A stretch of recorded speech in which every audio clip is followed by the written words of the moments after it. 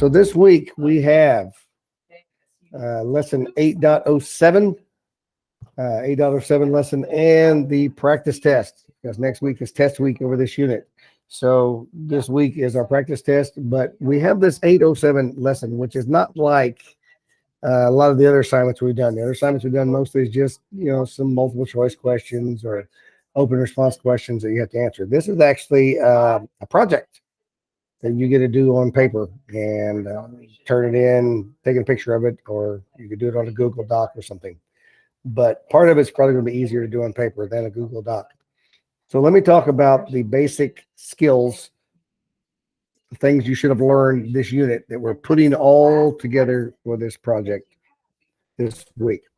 So in lesson 8.07, let me put that up on the screen just to show you where you're going to find this lesson at. So coming up on your screen, 8.07, when you go to this lesson,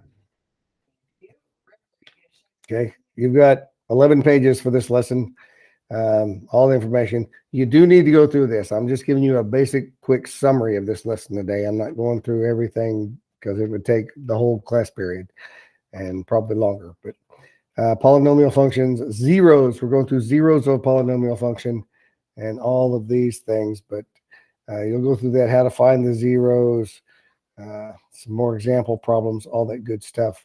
Sketching graphs using those zeros. Like I say, sketching graphs. It's not actually making an exact graph. It's just a sketch.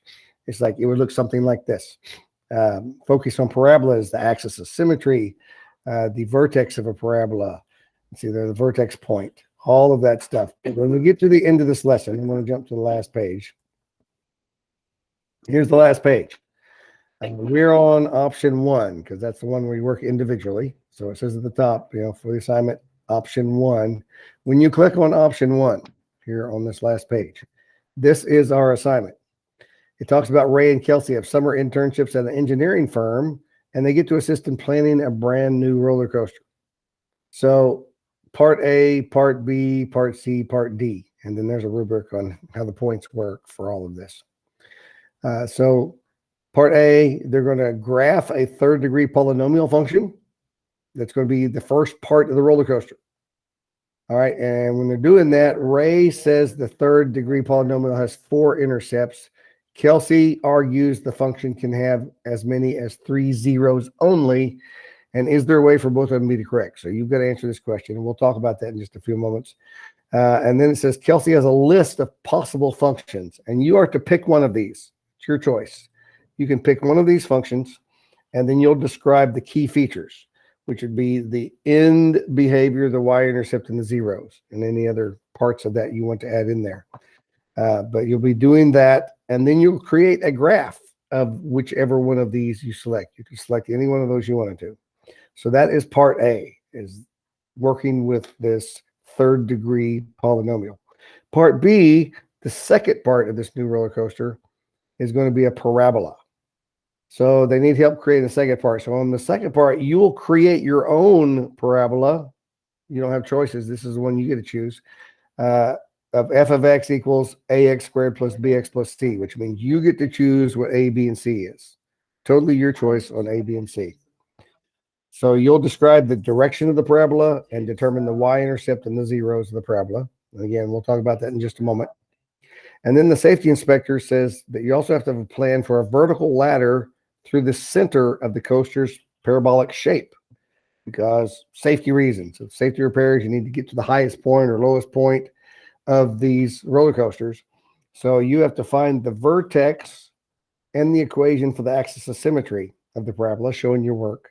So that can be included to show where that ladder has to go for safety.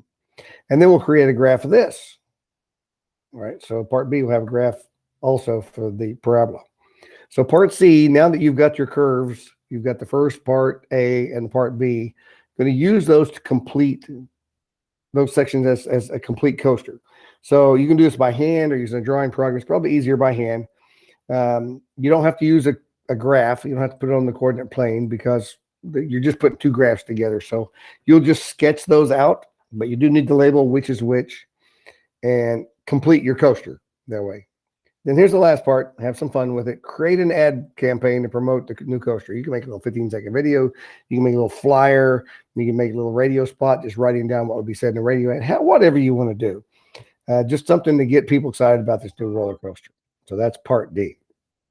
So let's talk about what's required to be able to find all of these key features, which is in this week's lesson. Like I say, you'll need to go through that.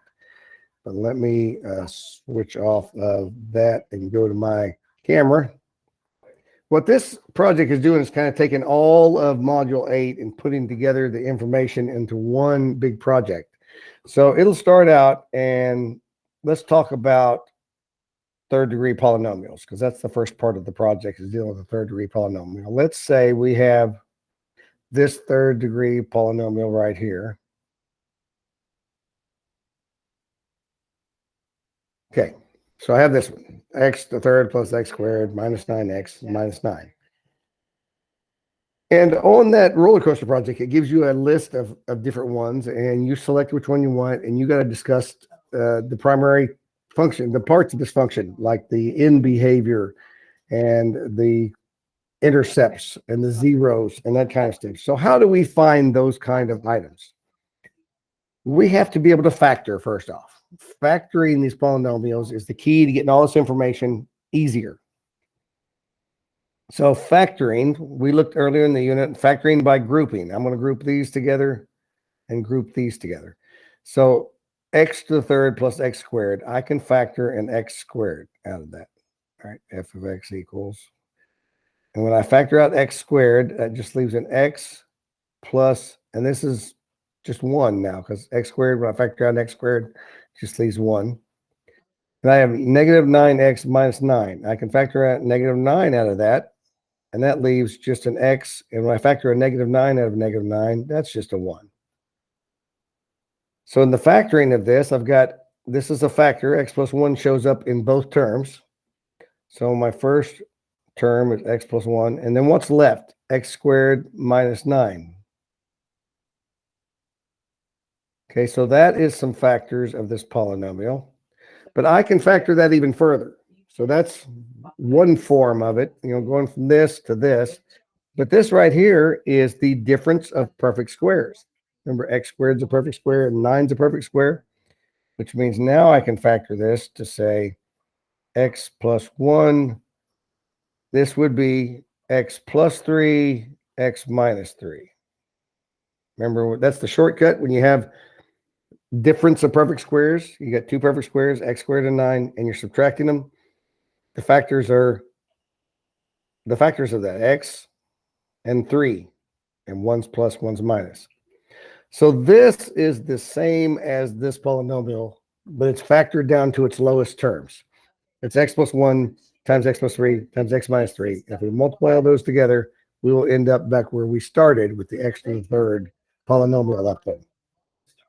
So when we have it in this form, we can learn a lot about what this would look like on a graph. Okay, let me ask a question. We'll talk about the zeros of a function. If I have, let's say I have 3 numbers, and I'm just going to call them A, B, and C, because they could be any numbers. All right, so I'm just naming 3 variables. If I'm multiplying A times B times C, and this will be your participation chance here. I'm going to turn my chat where I can see this. You can put it in chat, or you can turn your microphone. If I multiply A times B times C, and the answer is 0, what does that tell me about A, B, or C? Anybody? What's up in chat? One of them is 0. One of them is a 0, or 2 of them is 0, or 3 of them is 0, right? So at least one of them has to be a 0. Could be more, but we know one of them has to be a 0. And again, it could be 2 or 3 of them. So something, either A is a 0, B is a 0, C is a 0, and the other 2 could be anything. Anything, because we multiply by 0. So if we want to know about the zeros of this function, this function is the same as saying y equals x plus 1, x plus 3, x minus 3. Remember, because that's interchangeable, f of x or y. So if we want to know about the zeros, we want to know when y equals 0. When does this function equal 0? Well, it's when one of these is a 0. It doesn't matter which one.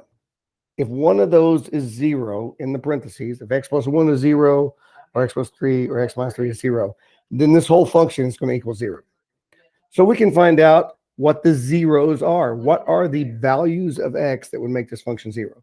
So that means if x plus 1 equals 0, or if x plus 3 equals 0, or if x minus 3 equals 0. If any of that's true, this function will equal 0. So subtract 1. So if x equals -1, because -1 plus 1 equals 0, or subtract 3. If x equals -3, this function is going to equal 0. Or add 3 if x equals 3. So these zeros are -1, -3, and 3. That's the zeros of this function. Because if x equals any one of these three numbers, this entire thing is going to equal 0. Any one of them is going to equal 0 if we put any one of those in for that. But how does that help us? Well, let's go back to this. Let me get some graph paper. If we are graphing this, and I want to know how this graphs.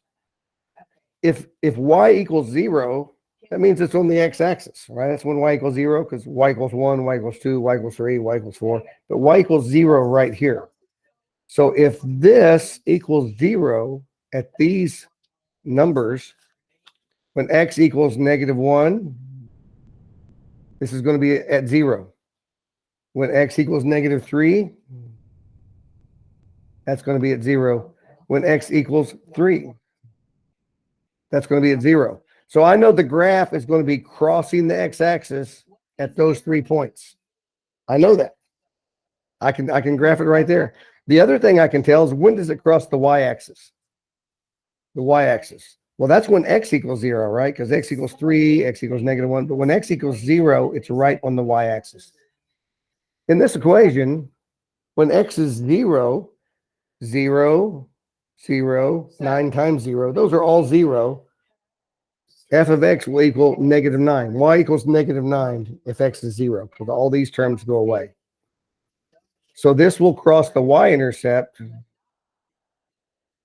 at 0, -9. The x is 0, the y will be -9 right there.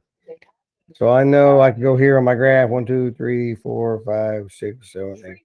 I know that crosses right down there. So knowing this, I could graph this right now. A sketch. I couldn't graph it exactly without putting in some x's and y's. The beginning of this is positive. So another thing that tells me if this is a third degree polynomial, right? Because the largest term is a third degree. The largest term. If it's out of order, I still have to find the largest one. Right now it's at the beginning.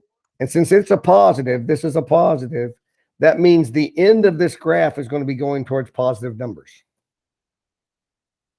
Because this is a positive. If this was a negative out front, it would be going towards negative numbers. So I know that the end of this graph is going to be going positive. And I know it goes down here and it crosses there. So that means the graph's going to come down here and it's going to come back up and it's going to cross there. So that graph is going to look like that. This is probably going to be straighter up since it's coming at that other angle. But I know it's going towards positive numbers. So that is just a rough sketch of that graph without putting any x and y values into a table, because normally we put a table. X is 1, y is 3, x is 0, y is -8, and we have to do all those points. But just knowing the zeros and the y-intercept, I can do a rough sketch of that graph. Now let me do this. I'm going to go to Desmos, and I'm going to put this actually into Desmos and see how our graph compares. Here is the Desmos graph, the exact graph of that function. Ours is pretty similar. Look here, it crosses right there at -3, 0, which we had -3, and at -1, and at 3, and it crosses the y at -9.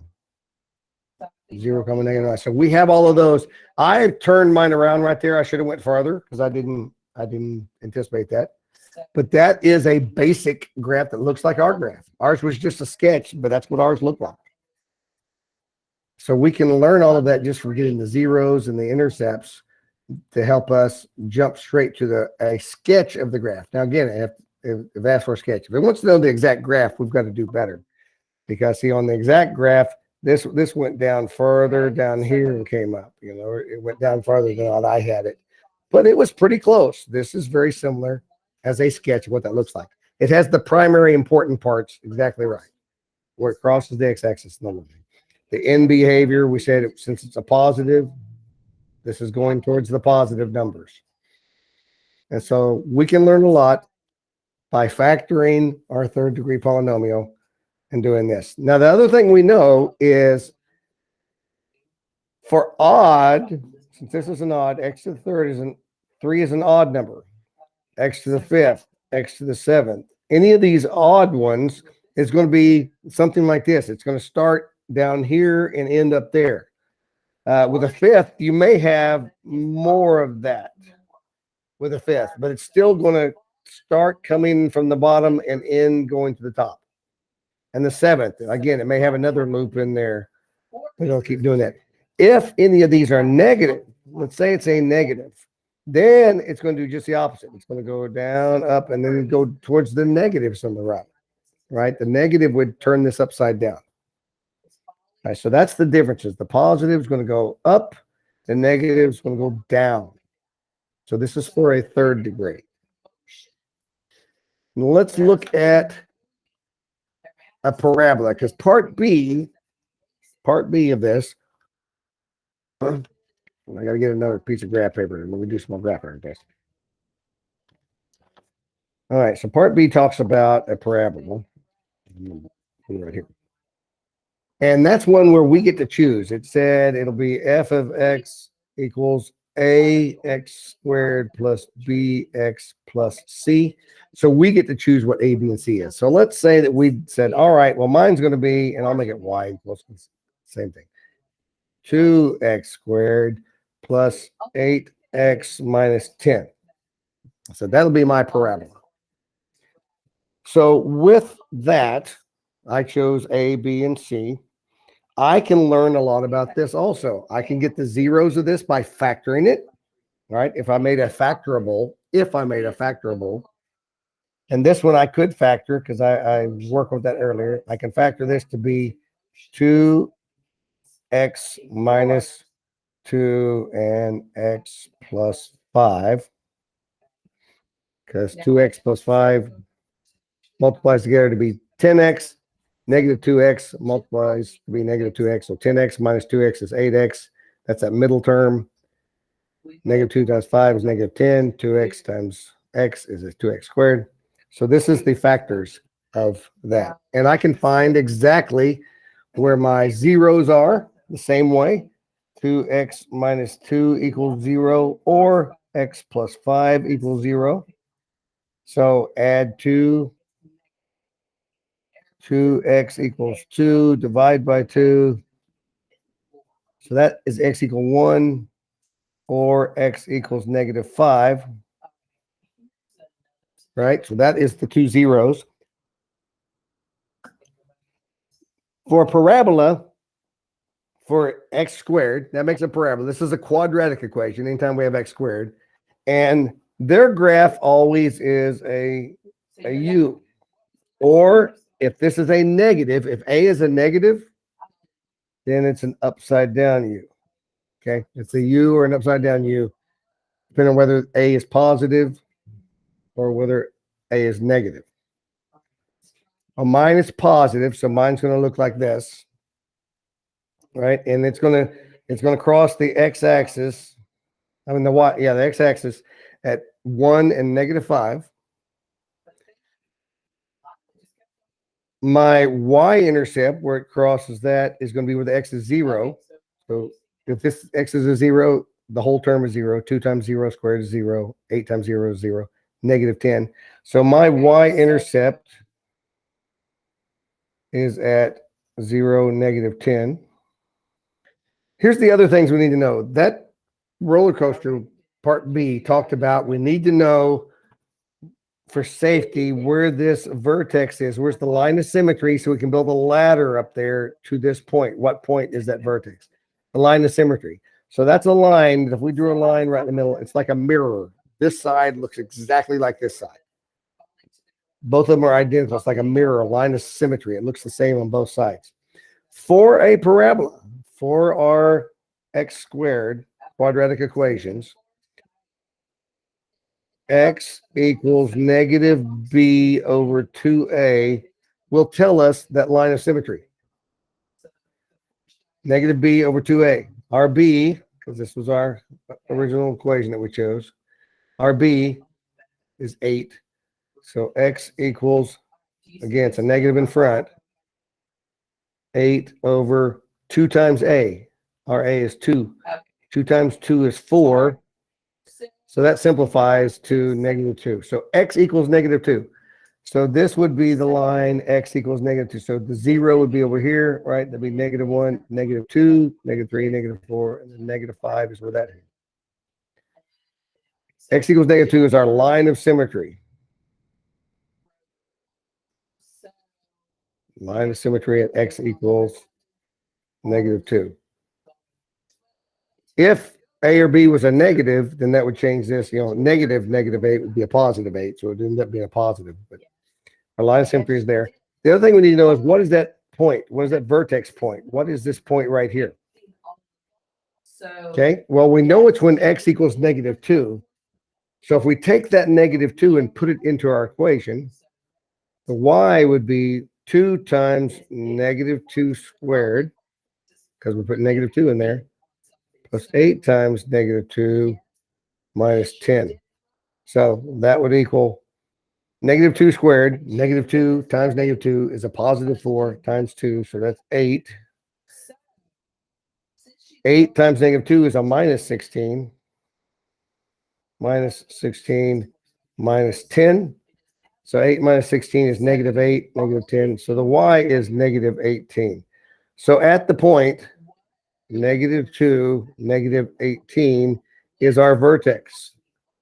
That would be the lowest point of our parabola. So I can graph this now. I can graph this parabola without having to make a table with x's and y's. So if I take this, using the information I know from here, I know at 1 and negative 5, 1, 2, 3, 4, and negative 5 is where it's going to cross the x-axis. I know it crosses the y-axis. Where's my y-intercept? At negative 10. 1, 2, 3, 4, 5, 6, 7, 8, 9. Here is my y-intercept. I know the lowest point, the vertex, is at negative 2, negative 18. So negative 2, this is 10. 1, 2, 3, 4, 5, 6, 7, 8. Right here, there's negative 18. So that's the negative 2, negative 18 vertex. So it can go right like that. That is the vertex. It turns around and goes right back up and looks exactly the same on this side.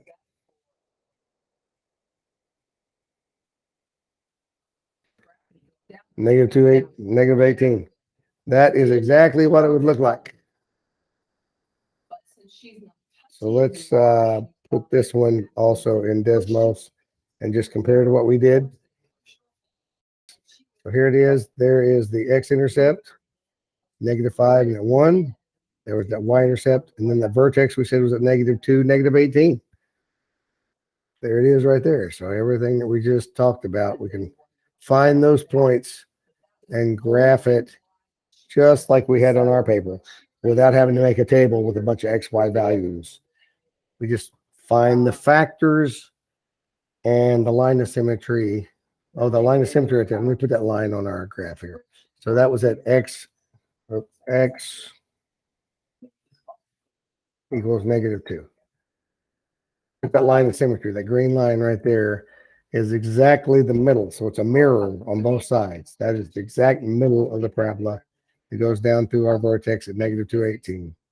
Negative 2, negative 18. A line of symmetry found. So that is what is required for part B, is to be able to do that with your own quadratic equation You get to choose the A, B, and C of them. And then that part C talked about graphing it all together. And then I said it might be easier to do that just on some paper that's not graph paper. So we know the first part was like that, right? That was the first part. This was the f of x was x to the third. What was my equation? Make sure I get my equation correct because we're supposed to label that on our paper. Minus 9x minus 9. That's that section. And then I would say, all right, then I would turn it around because then I've got my parabola. Right? My parabola was right here, and that was the f of x equals 2x squared plus 8x minus 10. That was this section. And then I said, okay, and then I can finish my roller coaster however I need to, right? Then it goes and it comes down here and it does a loop-de-loop and connects back. So there's my roller coaster with the two sections that were required, right? There's the first section from part A. Here's the section from part B, the parabola. And then I can finish it however I want. Like I said, this might be easier not to do on graph paper because on graph paper, you know, I'd have to got other things. Yeah, I could do it on the graph paper, but you wouldn't pay attention to the y-intercept because this y-intercept now I shifted this over here. So it crosses the y at not at all because the y is way over here. So I say you don't have to do that last one in paper. Or if you do, you're not going to pay attention to where the y is anymore because you're putting them together on the same graph. So that would be part C. And then the last part is you just make your ad campaign for this new roller coaster. Whatever you want to do. Do a script for a radio spot, make a flyer, make a poster, just make a drawing, make a 15-second video, whatever you want to do. That's all your options that you can choose on that last section for part D. So let me put that up on the screen again real quick.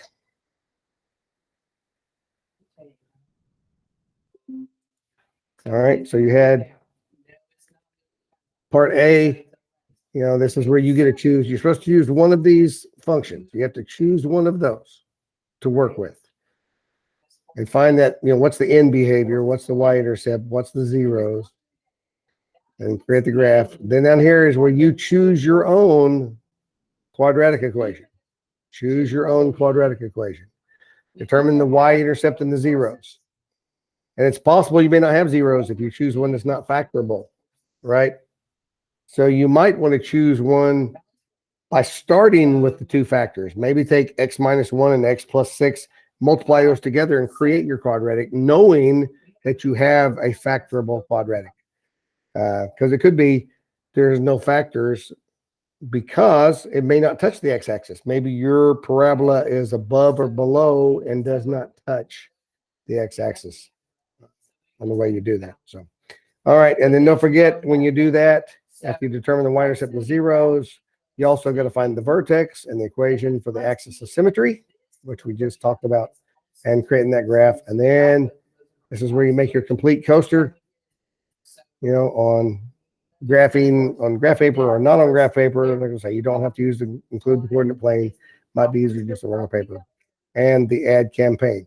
So that is a summary, basically, of the lesson, of the assignment for this week. 807. And like I said, down below, here's all your points, you know, how the points are distributed for this.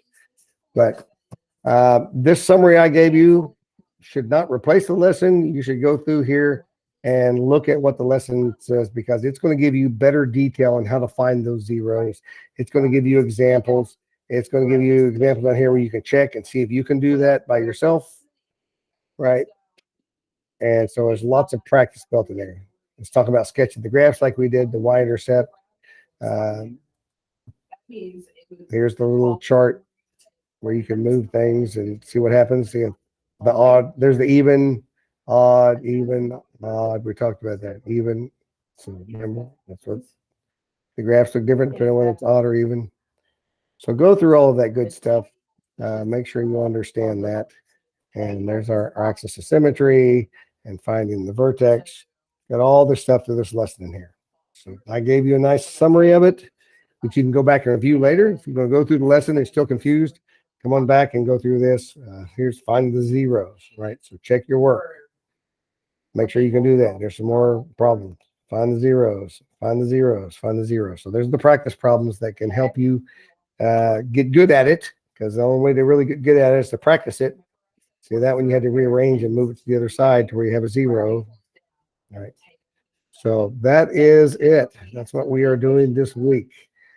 So I'm going to wrap this up here. If you're below 70%, you need to stay in class and be working on something. If you're above 70%, you are free to go, and we'll see you next time. If you have any problems with this, come back to class Wednesday. Bring some questions. Go through that.